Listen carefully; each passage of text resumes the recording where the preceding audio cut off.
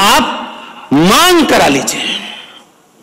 अरे 2-4 ऐसे पुरुषार्थी पैदा करो कि सत्ता कहे कि अगर यहां नहीं गए तो सरकार नहीं आनी इस बार। इतने लंबे समय के बाद तो आदमी गलतियां करते करते भी सोचता है कि चलो ये फॉर्मूला हमने अपनाया, कभी ये फॉर्मूला अपनाया, एक बार ये वाला फॉर्मूला अपना लेते हैं, तब देखते हैं इसका नतीजा क्या होता है। आदमी से गलती होती है, समाजों से गलती होती है, लेकिन हमने कहा है कि हम नहीं सुधरेंगे।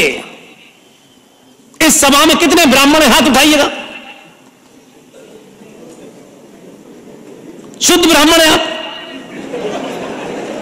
नहीं, मैं आपकी जात पे सवाल नहीं कर रहा। और कितने ठाकुर बैठे हैं यहां?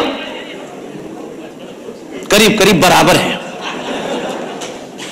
युद्ध के लिए संख्या पूरी है?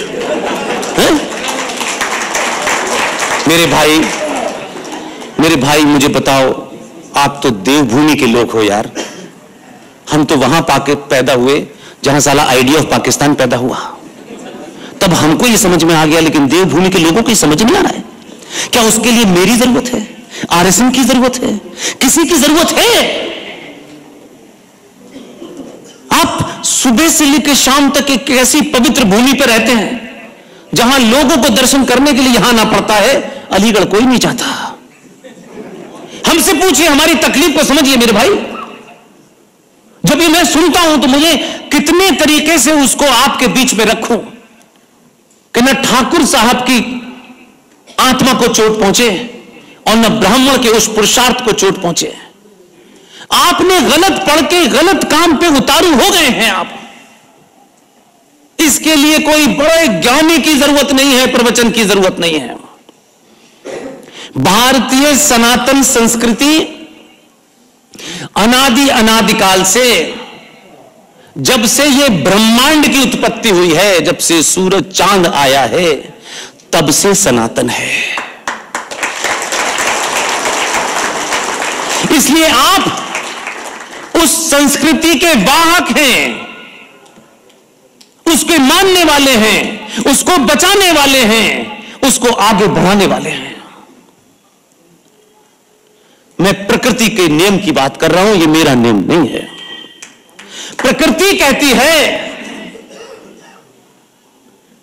जो पैदा हुआ है उसका मरना निश्चित है। आती बात समझ में? इसमें तो कोई ऐसा मैथमेटिक्स नहीं है, इसमें तो ब्राह्मण ठाकुर का चक्कर नहीं है, बिल्कुल नहीं है।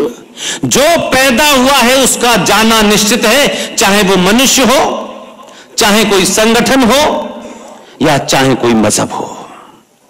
1400 साल पहले एक मजहब आया रेगिस्तान में, जहां पानी नहीं था, जहां ऊंट की पीठ पे खड़े होकर के खजूर तोड़ते थे। लेकिन आपको क्या बीमारी लगी?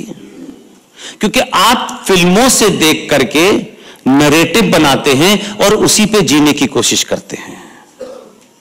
अभी रूबल ने, शायद विशाल ने बताया कि किसी फिल्म में बताया जा रहा था मुगलई खाने, ये मुगलई बिरयानी है। वैसे आपके पास तर्क करने की बड़ी शक्ति है, लेकिन यह नहीं पूछा कि रेगिस्तान में चावल कहां पैदा हुए थे। ये मुगलई बिरयानी कहां बनी थी? वहां खा लेते, यहां क्यों आए थे? फिर अभी अभी मुझे पता चला कुछ दिन पहले एक डिबेट में एक मुसलमान पढ़ा लिखा जाहिल, वो कहता है हलवा इस्लाम ने इजाद किया।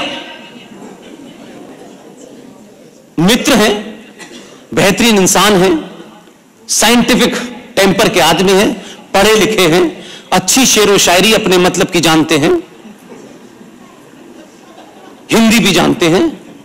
उन्होंने उसका जवाब दिया और मैं इतना खुश हुआ।